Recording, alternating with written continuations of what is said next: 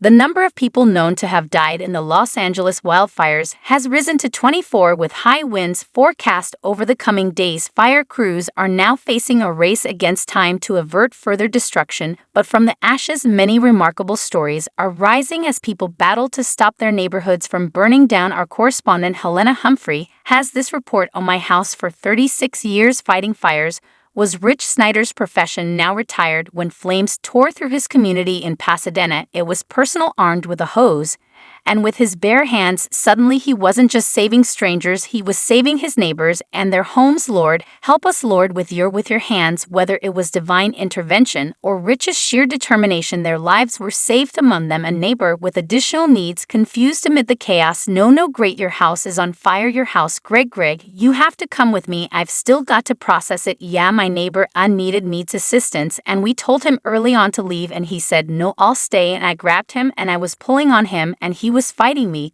because he was going to go back in his burning house and lock the door. We got him out, and we looked back, and his house was fully involved across La County, some 60 square miles of land now scorched earth. Firefighters have gained ground against the two largest blazes, the Palisades and Eaton fires, but the devastation left behind is staggering. This is Malibu. Normally, you wouldn't be able to see the Pacific Ocean from here, but all of those multi-million-dollar mansions are gone. It is destruction as far as the eye can see, and the road to recovery will be long. And with forecasters warning that the fierce Santa Ana winds could return, the battle is far from over. Residents in the fire's path face a cruel waiting game, fearing that the nightmare will strike again. I am terrified because if it does change, I actually don't know where I would go, to be honest. I don't have family here, I have friends, but they're all affected, so I don't have a set plan in mind, and it's terrifying. Amid the terror, a political storm brews. President-elect Donald Trump has criticized what he calls incompetent California politicians for the crisis. In just over a week, it will be one he inherits. Is the incoming president expected to come here? I believe so. What awaits Donald Trump, if he comes, may reveal an even bleaker reality than what is known so far, as the number of missing continues to grow. Helena Humphrey, DBC News, Los Angeles. Well, former California legislature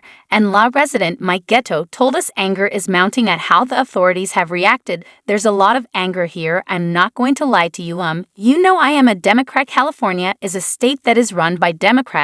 There's a lot of voters here who are Democrats, but more and more I am hearing quite a bit of rage from people who live in Los Angeles at our Democratic elected officials. The common phrase that's going around is that this was 50% weather and 50% incompetence. It's things like the response time, the preparation. Did we heed the warnings? Angelinos. Just to give you a sense of things, that other day we all got a frantic notice on our cell phones that said you need to evacuate. Just about everybody in this county of 10 million thought that their house was on fire or their street was on fire. It turned out to be a false alarm. They announced it was a false alarm, and then a few hours later, we got another evac notice. That was another false alarm.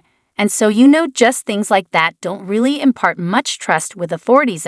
If you can't listen to the evacuation notices, and it becomes the boy who cries wolf, people are going to die because they're going to ignore the next one. Well, KG Matthews, a journalist in-law, told us what she's been doing to help her neighbors as thousands have lost their belongings and their homes. I'll be honest with you, I was born and raised in Los Angeles, and so this is scary. This is my hometown. This is the town that raised me. And to see all the people, many that I know, that have been displaced, either they have lost their home completely and they're homeless, or there's been damage to their home and their other area has been evacuated and it's just untenable. They can't move right back in until repairs are made. So to see that, and then every day you're waking up and you're hoping that today is the day that all the fires will be put out, and that's not the case, and the winds either die down or they pick back up.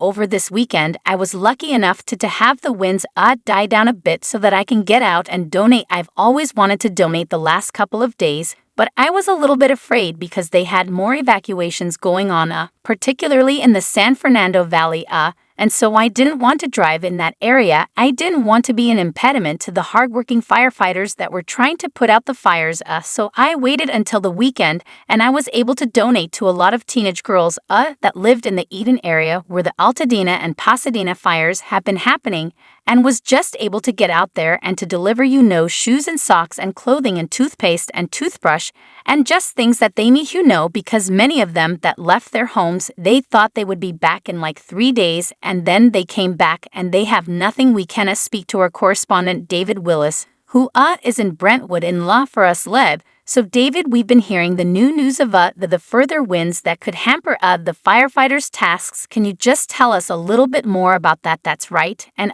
just to bring you up to speed, it is just after 1 o'clock in the morning here. And as you can see behind me, a curfew is in place on the outskirts of Brentwood, the latest upmarket enclave, to find itself in the crosshairs of the worst disaster in California's history. Evacuation orders are in place around here, and there the power is out all around us in this part of Sunset Boulevard, after winds picked up over the weekend, and those winds are expected to gain in strength over the course of the next 3 days to hurricane force in places, and that's prompted officials here to declare that the evacuation orders will remain in place until Thursday morning at the earliest before they are lifted to obviously the chagrin of many here who've been displaced from their homes and are very anxious to get back there to see what, if anything, remains of their homes and their belongings. And a little earlier on, it was revealed that cadaver dogs have been brought into help with the search for human remains in the worst of areas of these fires, and the LA coroner's office has revealed that 24 people are now known to have died in these fires, with 16 people still missing. That death toll is almost certain to rise. You mentioned those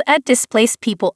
Where are they, David? And are they getting the food, the shelter, the help that they need at this time? Well, there are about 9 separate evacuation centers that have been set up around Los Angeles, funded by church groups and other community organizations. Some people have gone there, others have housed themselves in hotels. Airbnb is offering us some sort of a dispensation to people who can't afford their normal prices,